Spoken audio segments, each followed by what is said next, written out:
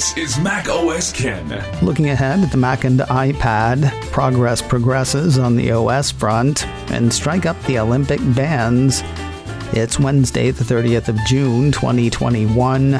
I'm Ken Ray, and this is news from macOS Ken, brought to you by yours truly and sponsored by Notion.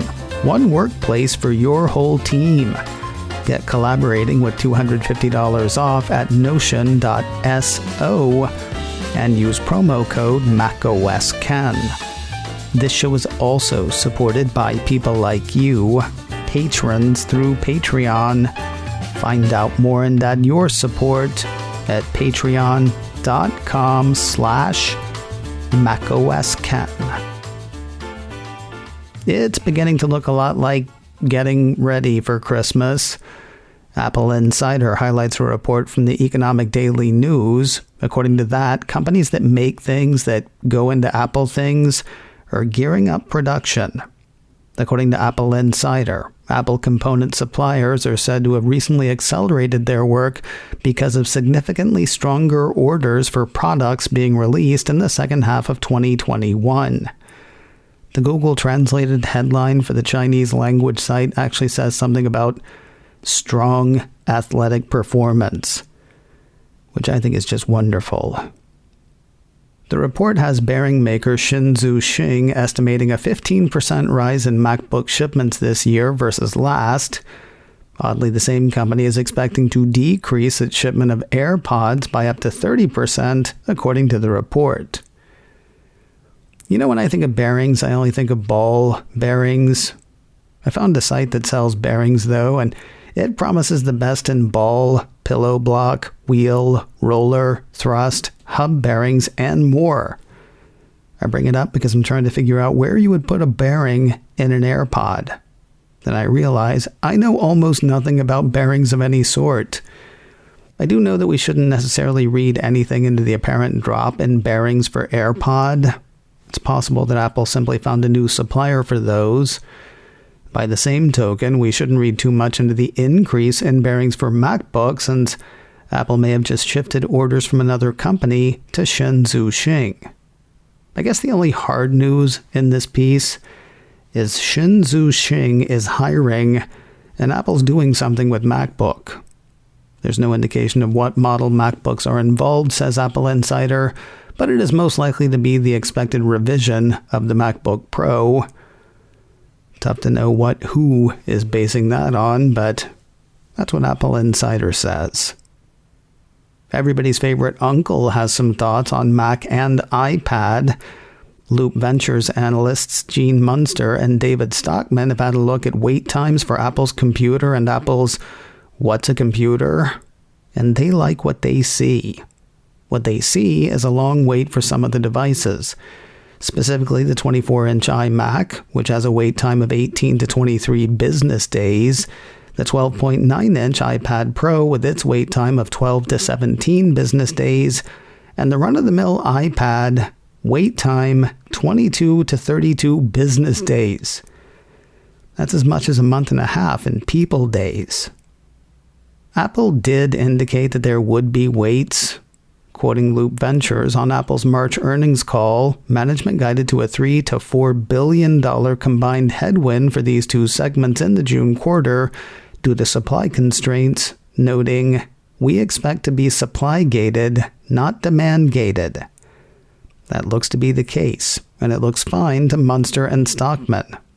On the negative side, says their note, supply constraints will probably take a few more months to iron out, likely modestly tempering Mac and iPad results in the September quarter.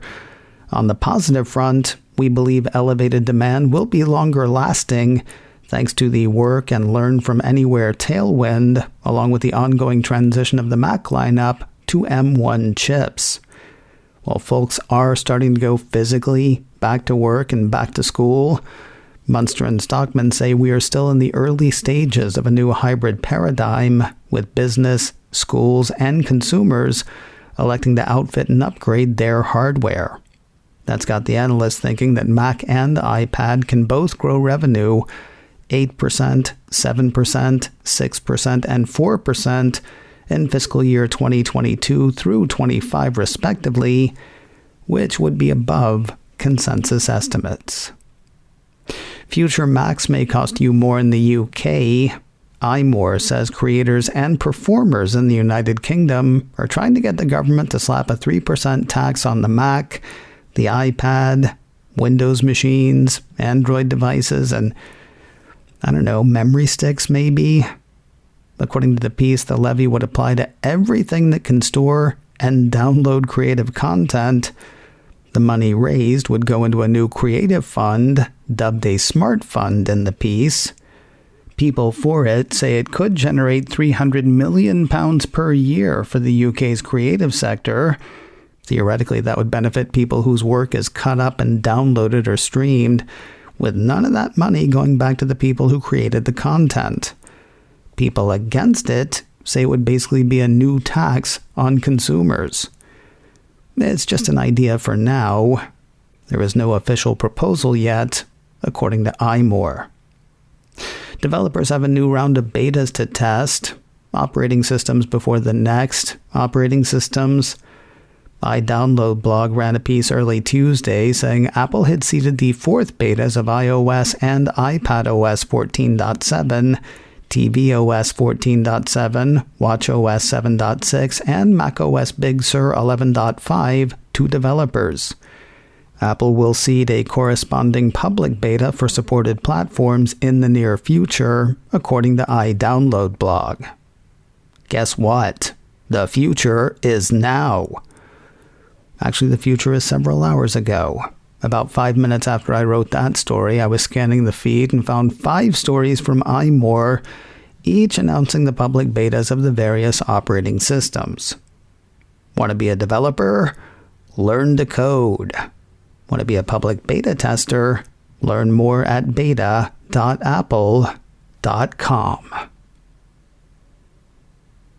More news in a moment, but first a word from Notion. One workplace for your whole team. Not all work collaboration tools are created equal. Some only let you organize information, while others are only good for project management. Notion is the one tool for your whole team. Build a wiki, take notes, push projects forward. Do it all in one place. I told you earlier this week how big companies like Square, Pixar, and IBM have turned to Notion to save time, to get more done, and to make work easier for their teams. Well, here's what else is cool. The millions of people using Notion have created and shared tons of templates and tutorials, giving you a leg up on what you need to do. Notion is the one place where every team, from engineering to sales, can work together seamlessly. And with 500 integrated apps already, it probably already works the way you do. Find out what Notion can do for your team. Notion is currently running a special offer to listeners of this show. Go to notion.so and use promo code macOSKen to get $250 off its annual team plan. That's multiple months free for your growing team. Don't forget, that's notion.so. Enter promo code macOSKen during checkout. Get collaborating with $250 off at notion.so and use promo code macOSKen. Rev the Project Titan motors. Apple World Today says the Cupertino company has been granted a patent for a fully actuated suspension system. Oh, I like the sound. I have no idea what that is. I tried reading through the patent parts posted on Apple World Today and fell asleep 13 times. No, I didn't count, but it was light when I started reading them, and then... Yeah, we don't know whether the world will ever see an Apple car. If it does, we don't know whether it'll be a thing people can buy or a service to which people subscribe. About the only thing we do know, Apple is learning about cars. In fact, I think they have a better idea for a fully actuated suspension system. Oh, I like the sound. News of a new show in development at Apple TV Plus. Variety says it's heard talk of a drama series about Negro League baseball for the video service. According to the report, the streamer has acquired the rights to the non-fiction book If You Were Only White, the life story of Leroy Satchel Paige by Donald Spivey, to develop as a series. It will explore the story of Negro League baseball using the life and legacy of the legendary athlete and showman Satchel Paige, one of baseball's greatest pitchers and star of Negro Leagues for many years. Though there's been no official announcement, the Variety piece makes it sound like development's pretty far along. Apple will produce, along with Capital Entertainment. The Negro League's Baseball Museum is partnered on the project, which is also supported by Major League Baseball. Peter Gruber is on the long list of producers. You know him from little films like Batman, Batman Returns, Tango and Cash, Clue, The Color Purple, and other gargantuan titles from days past. And here's a fun one. Irvin Magic Johnson is on the list of producers as well. And if you don't know who he is, get off my lawn. And finally today, a year late and beset with issues, the 2020 Summer Olympics in Tokyo are set to start in under a month. Yes, Siri assures me that they're still called the 2020 Olympics. To get one in the Olympic mood, Engadget says Apple has released 22 new bands for Apple Watch and watch faces to go along with them. According to the piece, the company has launched an Apple Watch International collection of 22 sport loops that should help you cheer your team as it chases medals in Tokyo. Sport loops. Engadget says the International Collection bands are available solely through Apple and sell for $49 in both 40mm and 44mm sizes. Apple characterizes them as limited edition, though it didn't say how long they'll be available. As for the faces, they are available with no purchase necessary. I mean, beyond having an Apple Watch and an iPhone. People who buy a band can use an app clip on the packaging to get the associated face. Folks who just want the face can grab it by visiting the International Collection on the Apple Watch site using their iPhone. iOS 14 and watchOS 7 are required, as is an Apple Watch Series 4 or later. Hey, you know what I almost forgot? The Olympics. Yeah, they're set to run the 23rd of July through the 8th of August. So says Siri. And that is another strong athletic performance in the books. Except for the part where I say, macOS can. Brought to you by me and sponsored by Notion. One workspace for your whole team. Get collaborating with $250 off at notion.so and use promo code macOScan. This show is also supported by people like you, patrons through Patreon. Find out more and add your support at patreon.com/macOScan.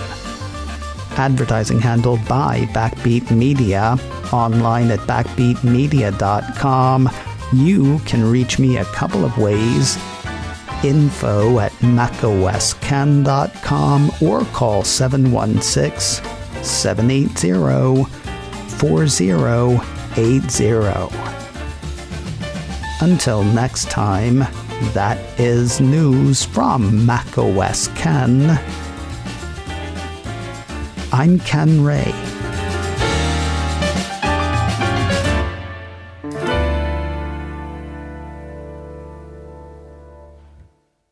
Ciao.